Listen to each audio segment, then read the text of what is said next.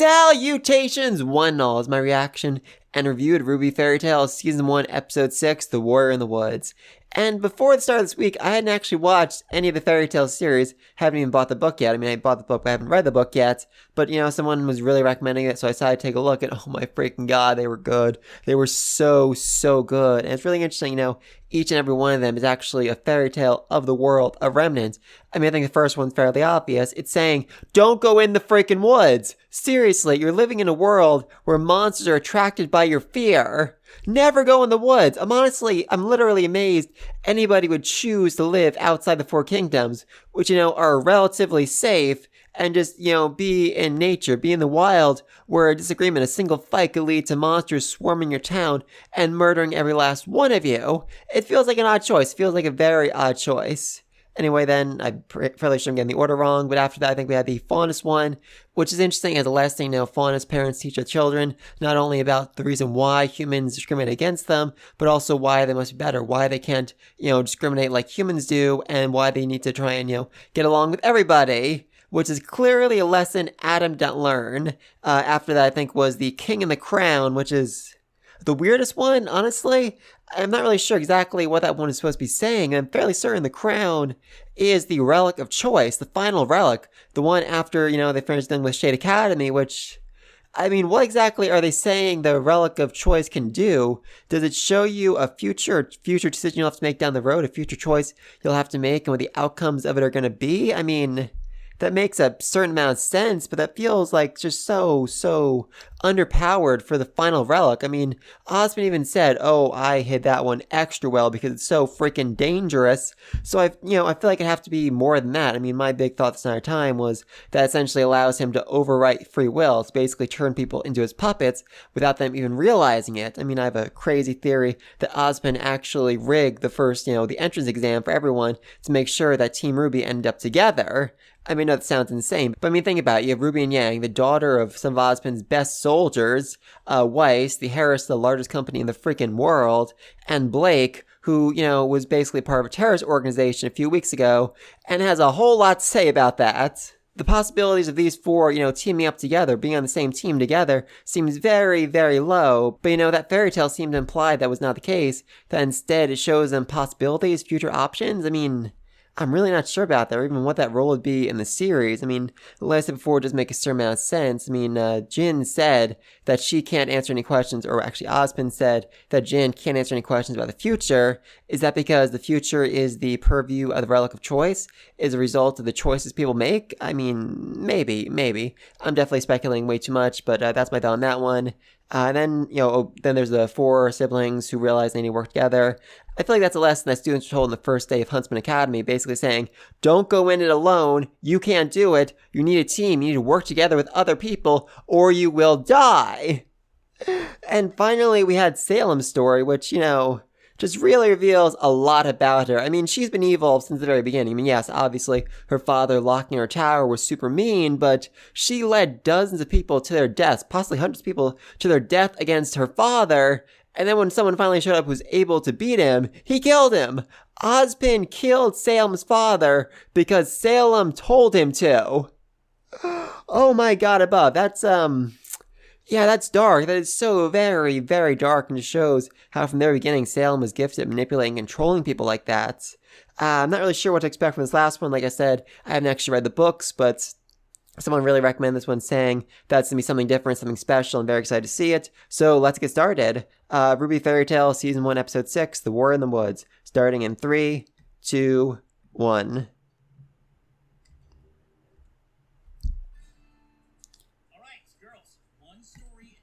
Also, oh, actually, is that gonna be Ty? I think that's Ty telling the story to them. Anyway, before I even get started, I just really like the painted aesthetic to all of this. I think it looks really cool. Oh my god.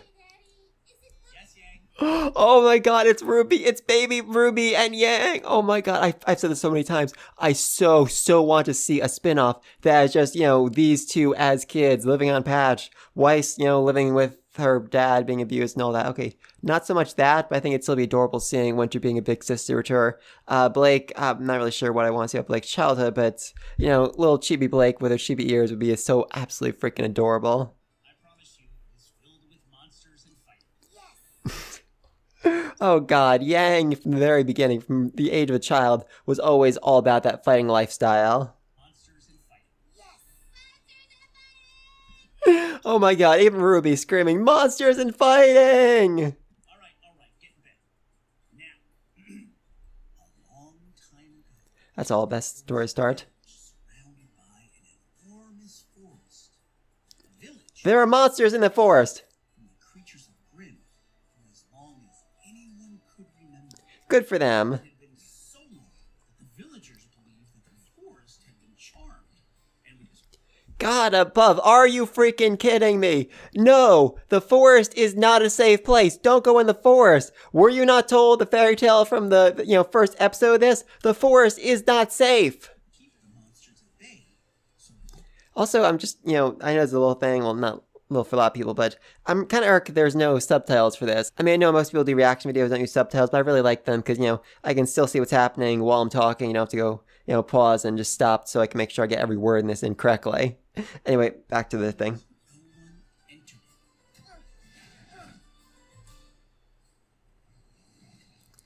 it. And now he's gonna go in the forest to get his kite. Again, don't go in the freaking forest! I don't know how much more clear it can be. As time went on, the people became complacent. Don't become complacent! Kiris. Oh, Ruby didn't know what complacent meant. Kiris. I love baby Ruby. I love her so freaking much. She is so adorable. Don't follow the bug. Oh my god, he's gone deeper in the woods. He's gone deeper in the woods. He's gonna die. Ooh. Ooh. Oh, that is a freaking awesome sword. Go home. Oh.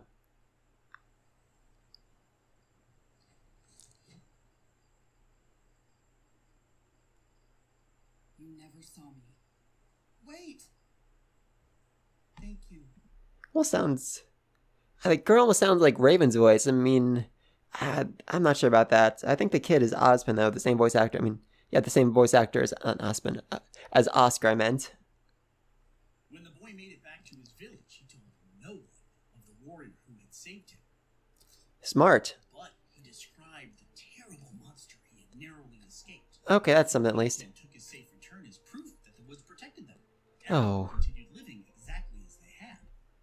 Okay, I mean, that's weird. I feel like he could have gone in and said, oh, it's a terrible monster, but then I left. And like, okay, the woods are safe then, let's all go in the woods. But it seems like everyone actually, paid attention and decided, let's not go in the woods instead, which, good for them, good for them. Everyone. Except the boy. God dang it. He's gonna die. Oh, that is a really cool looking statue. I like that.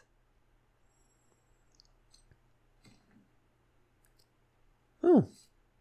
Alright, well at least he's armed, kinda. That's something, I guess. Oh, that looked cool. Okay, the animation, this is pretty good. I remember everyone I've saved. You again. You remember me? Aw, I remember everyone I've saved. she remembers everyone. And everyone I didn't. I Aw. told you not to come back. I had to find you. To bring you this. I'll take it if it means you'll leave. That's such a sassy attitude. You enter the woods. You're on your own.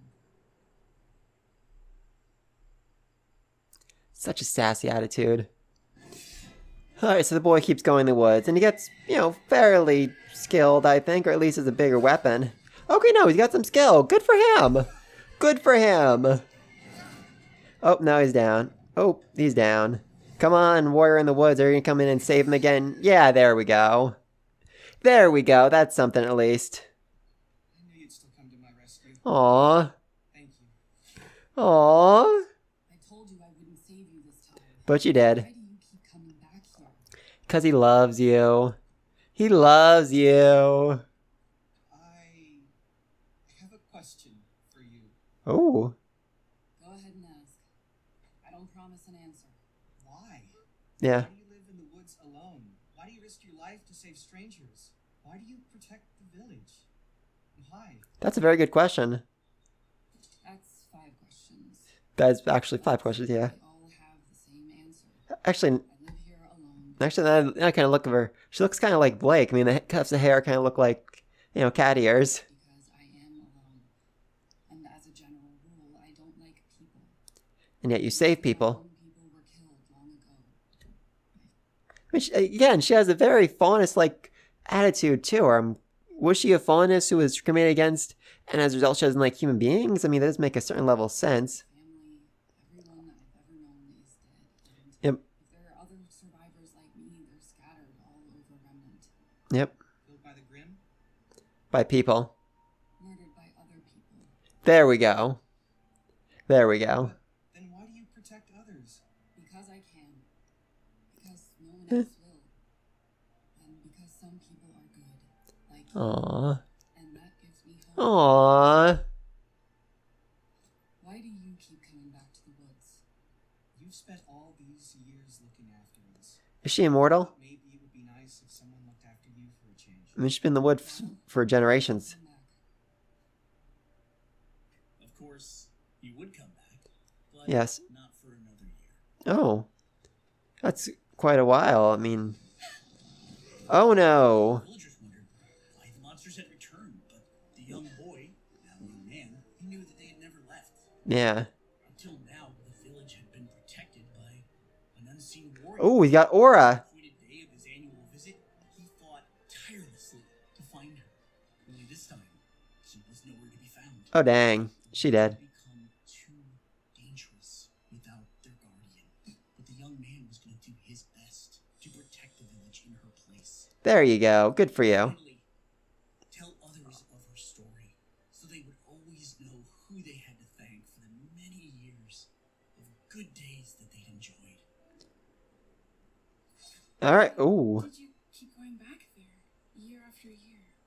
Because that's what I could do. Because no one else would. Because I fell for her. Aww. The moment I saw her silver eyes. Oh! Snap! Silver eyes! Oh my god, I love it. And just the, immediately shot right to Ruby and her silver eyes. Oh my god, I love it. I mean, Crow did say, the silver-eyed warriors were known throughout legends to be, ones that could make even the Grim run away, and that just seemed to apply. Apparently that's a common fairy tale that's even Ty used to tell that, oh my god, little baby Ruby, I love her so much. What's wrong, Daddy? Oh, it's nothing big. I guess you Do didn't you want to hear another story? tell her that part of it. Nope. Oh, One was Hey, there is still. I love her. I freaking love her. We've got a bunch of great new items from hoodies. I own most of those books already, don't worry. Just because I haven't had a chance to read them. I am planning on doing a video on RWBY Roman Holiday as soon as I finish the book. I promise you I'm making progress on that one, but I still have a little while to go. I've been very busy lately. Honestly, even making this video was a bit of a gamble with my time. Her silver eyes. Looking back, it did seem like Ty stopped the story there. Maybe before he actually finished it, maybe trying to keep the truth of Ruby's silver eyes a secret from her. That could be interesting. I mean, he was married to Summer Rose, so I'm assuming he knows more about the silver eyes than he let on, though. At the same time, when Crow came in to talk to Ruby after she first used them, after she, petrified that Grim, she had Ty leave, Ty go outside, so I'm not really sure exactly the relationship is there. How much does Ty actually know? Was Ty an agent of Ozpin's, or was it just the rest of the team? I mean, I have a lot of questions about that, but oh my god. Just Ruby looks so absolutely freaking adorable here. I love her. And Yang just, sprawled out in the bed behind her, completely asleep. Do you want to hear another story? nope. That one was perfect. Oh god, just the way she says that is just so absolutely adorable. And anyway, like I said before, it really feels like this is, basically telling the same story as the first, fairy tale. Basically, don't go in the freaking woods or you will die. And also, maybe start making some swords just in case monsters come to attack you and murder you. Never grow complacent. Always be aware there are, big, bad, horrible monsters out there that can tear you to shreds. But don't be afraid of them, because if you are, your fear will attract them and you'll die. So, yeah, not really a whole lot you can do in that situation other than just be as armed and prepared as you can and never grow complacent, essentially. You protect others. The voice definitely does sound a bit like Oscar right here, and I'm hearing again, and if so, this line at the end, The moment I saw her silver eyes. that feels very, very relevant. I mean, I've been a big time Ruby and Oscar shipper since, Volume 7, which isn't very long, but since then I've, gone back, rewatched the series. It really, really does feel like, at the very least, I will say that Oscar has a crush on Ruby. And, when we first saw her, he said, "You have silver eyes." And you just seem mesmerized by her. This feels like a callback to that, basically, confirming it. Basically saying that Oscar fell in love with Ruby back then, the moment he first saw her. Though again, yes, I fully admit that it is kind of creepy given that her former headmaster is in his soul and is kind of merging with him. I mean, yeah, we really gotta do something about Oscar before that ship can sail. But anyway, those are my thoughts on this episode. I thought it was really good. I absolutely loved hearing and seeing little Chibi Ruby. I just would so love to see an entire, another season just of Tai telling fairy tales to Ruby like this. It would just be so absolutely amazing. I do think there are more fairy tales in this. Like I said, I haven't actually read the book yet, but, Remnant is a large world with a lot of stories. I would just so love to see more of them, being played out like this in this animation style. Definitely something good to fill the time between seasons, and next season start up. I mean, given they released it right now, it feels like Volume 9 might still be a whiles off. I mean, I assumed, like January, February, maybe March 2022, but if they're giving us this, basically an appetizer right now, it feels like they might be trying to hold us off for a bit longer. So maybe a bit later, maybe not even until like June 2022. I'm not sure about that. But anyway, else down below. Be sure to like and subscribe so you don't miss my next video. And until then, peace!